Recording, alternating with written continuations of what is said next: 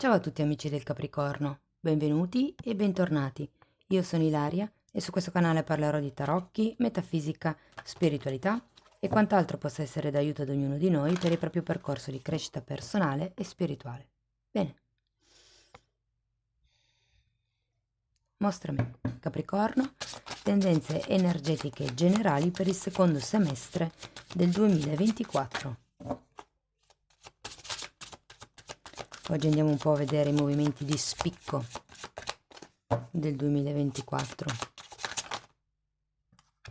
L'eremita, periodo di introspezione secondo semestre, amici del Capricorno, periodo magari anche di isolamento per qualcuno, o potrebbe anche far riferimento al fatto che vi isolerete per, diciamo, un percorso individuale. È un po' quel periodo di... mi viene da dire, ragazzi, eh, come si chiama?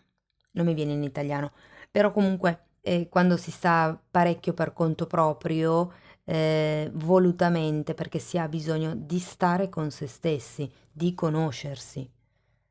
Andiamo a vedere di che cosa si tratta con i tarocchi. Io vi ricordo che le letture sono generiche, sono per un collettivo, quindi è facile che non risuoni tutto. Se non dovesse risuonare nulla o se per caso voleste completare il messaggio, potete ascoltare l'ascendente o il segno lunare.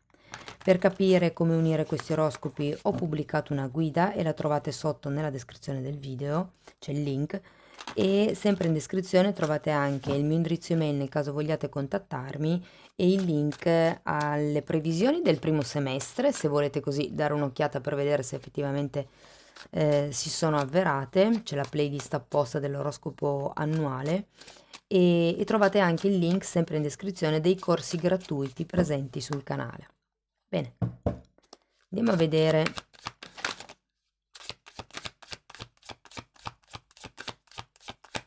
le energie. 5 di bastoni, ragazzi. 5 di pentacoli.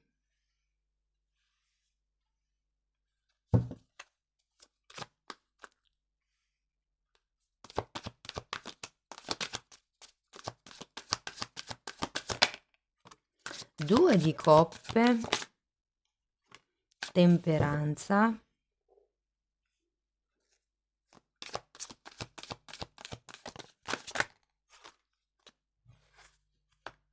sette di spade, 9 di pentacoli,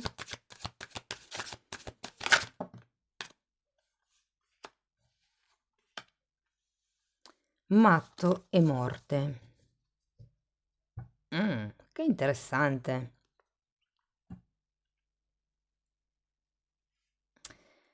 Allora, cari amici, partiamo da questo 5 di bastoni.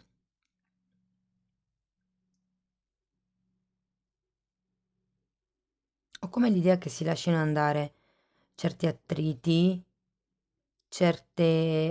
anche un attaccamento alla parte materiale, mi verrebbe da dire, vedendo anche qui questo 5 di pentacoli, come se ci fosse il lasciare la presa su qualcosa. Andiamo a vederli carta per carta. Partiamo dal... ok. Fante di spade.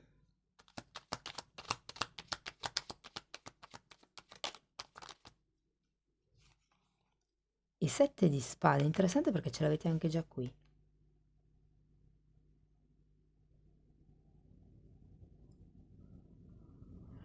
Guardate, ho l'idea che si lasci come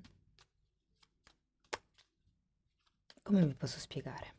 Allora, il 7 di spade è una carta che di solito parla o di proiezioni nei propri confronti, proiezioni o bugie, quello che la mente ci fa, quello che noi vogliamo credere, mettiamola così. Oppure parla di bugie che vengono a galla. E siccome abbiamo anche un fante di spade che ci parla di qualcuno che è in pura osservazione, qui ho l'idea che ci sarà come un rendersi conto di qualche dinamica di comportamento, lotta egoica, bugia, discrepanza che ci sia stato, è come se prendeste consapevolezza semplicemente attraverso l'osservazione. Vi dico, potrebbero essere dinamiche lavorative. Andiamo a vedere il 5 di Pentacoli. Tra l'altro, questa è una lettura generale. Successivamente pubblicherò per il secondo semestre del 2024 una lettura sull'amore e gli affetti, una sulla crescita spirituale e un'altra sul lavoro e sull'economia. Quindi se non le volete perdere, iscrivetevi e attivate la campanella. Bene. 2 di bastoni per il 5 di Pentacoli e 9 di Pentacoli.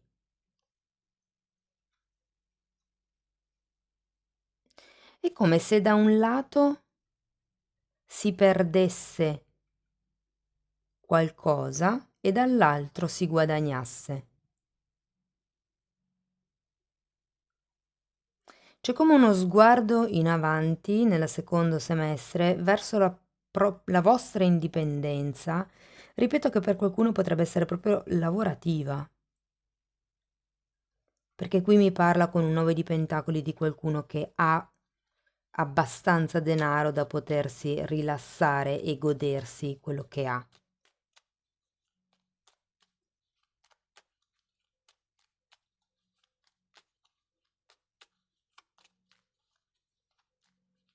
Voglio ancora una carta per questo 9 di Pentacoli.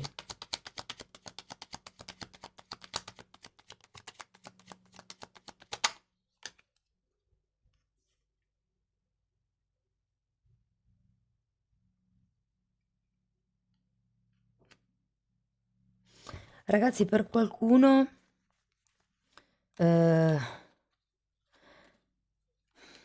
vi dico, potrebbe esserci da affrontare un debito,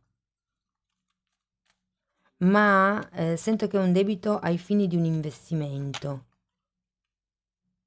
Guardate, si è girato un 2 di coppe, potrebbe essere ai fini di un accordo. E difatti il 2 di coppe ce l'abbiamo anche qui, andiamo a vederlo.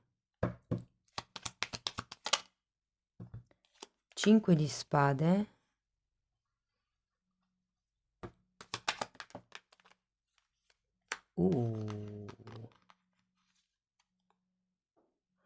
Torre e 8 di Pentacoli. Allora, per qualcuno questo 2 di coppe potrebbe rappresentare una relazione di coppia, per qualcun altro accordi, incontri, che però, ragazzi, vedendo le carte che sono uscite per spiegare, primo mi risuona molto o con qualche cosa che ha a che vedere con la quotidianità, come se ci fossero degli accordi. Mi verrebbe da dire anche un po' difficili da prendere, perché con questo 5 di spade ci sono come sempre dei battibecchi. Però qua, avendo anche la torre, si tratta di buttare giù le lotte egoiche, le lotte di potere. È come se avessi bisogno nel secondo semestre di cercare alleati, di cercare un equilibrio. Qui abbiamo anche la temperanza. Andiamo a vedere la temperanza, appunto.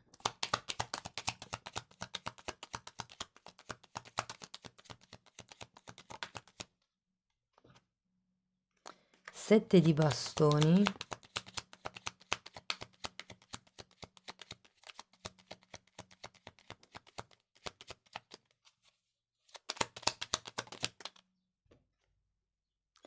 E 7 di coppe.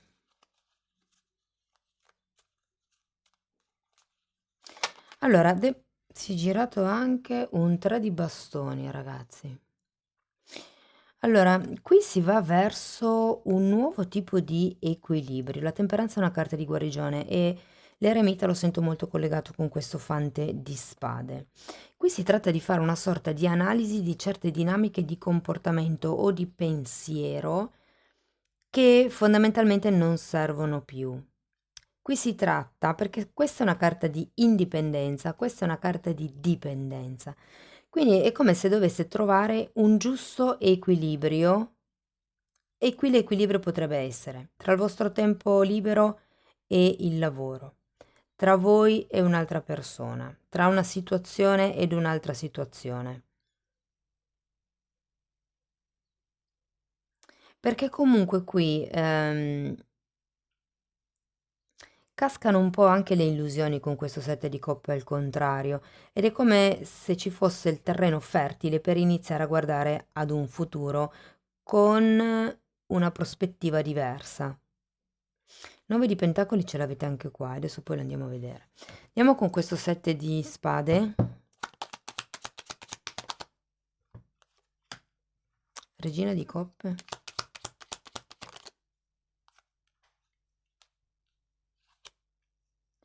e 4 di pentacoli. C'è qualche tipo di bugia, mezza verità. Potrebbe essere... Io la sento molto autogenerata, autodetta questa bugia, è come se ci fossero delle questioni sotto di principio o di orgoglio, la sento un po' così.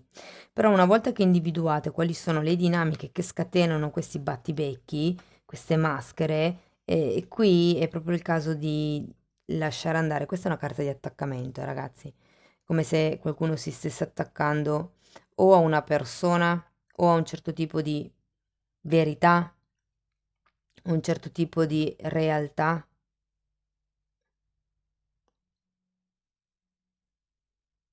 Sento che è un po' come se vi dicessero che è il caso di iniziare a essere onesti con voi stessi. L'eremita è una di quelle persone che trae proprio conoscenza osservando le esperienze che gli sono successe nel passato, perché da lì, dagli errori, impara a non sbagliare di nuovo, osserva le dinamiche, ok? E poi si creano come nuovi equilibri. Però è come se aveste bisogno di fare una sorta di distacco da come vedete la realtà, vederla in modo più amorevole e probabilmente con questa torre creare meno conflitti egoici. Andiamo a vedere il 9 di pentacoli.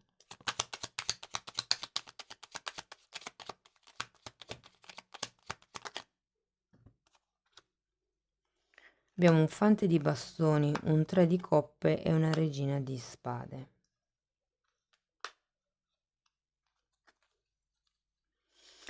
Allora, devo dire che tutto questo movimento energetico vi renderà più solidi, più stabili, anche proprio da un punto di vista economico, perché il 9 di pentacoli mi parla sì di una persona indipendente, ma anche di una persona che è ricca abbastanza da potersi fermare un attimo e godersi quello che ha. È una carta che parla di abbondanza comunque.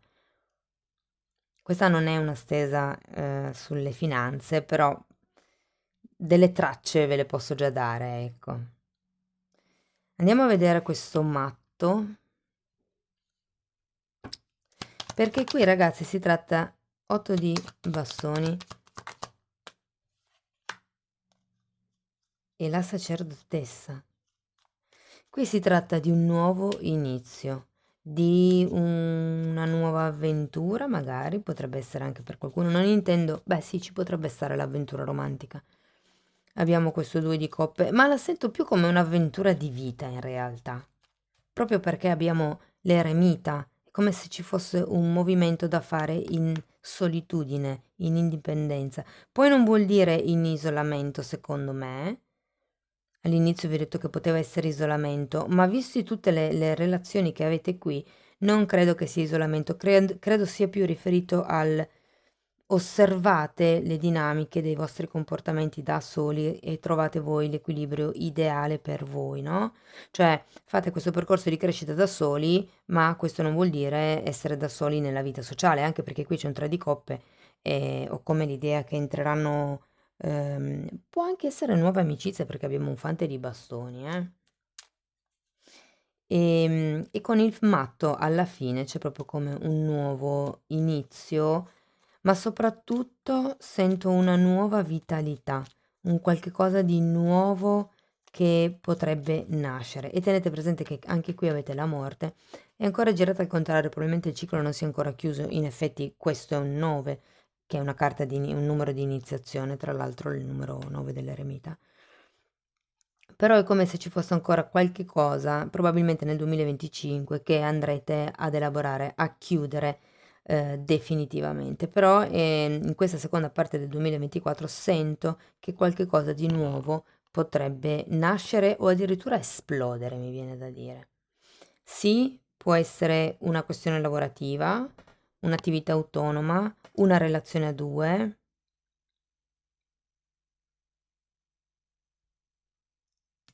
un nuovo progetto. Sento che potrebbe essere per qualcuno un progetto di creare una scuola di tipo spirituale. Fatemelo sapere comunque nei commenti, ragazzi. Va bene, andiamo a vedere Osho che cosa vi dice. Ripeto, questi sono solo tratti generali e poi farò quella più specifica per la crescita spirituale, il lavoro e l'amore.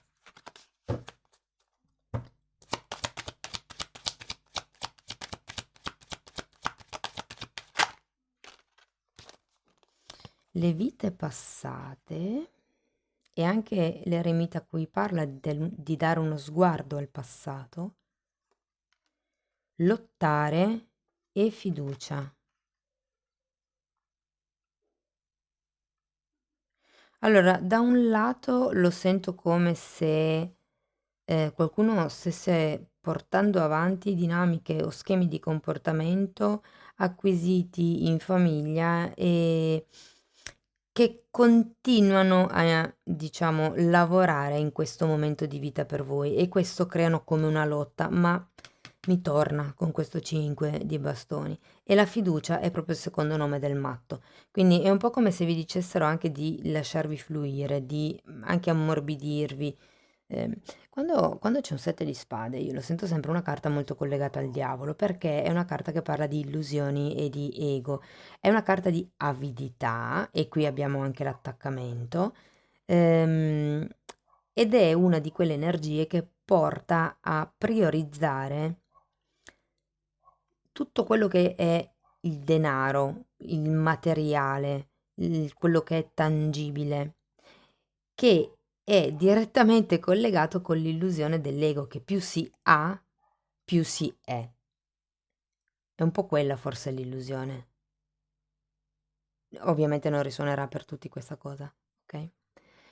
Va bene, andiamo a vedere una meditazione di Findorn per chiudere la lettura. Queste sono meditazioni, frasi canalizzate e sono canalizzate da Dio, però se non credete in Dio potete sostituire la parola Dio o la parola me, perché ogni tanto usa questa parola, con universo o l'entità in cui voi credete. Ok, ok.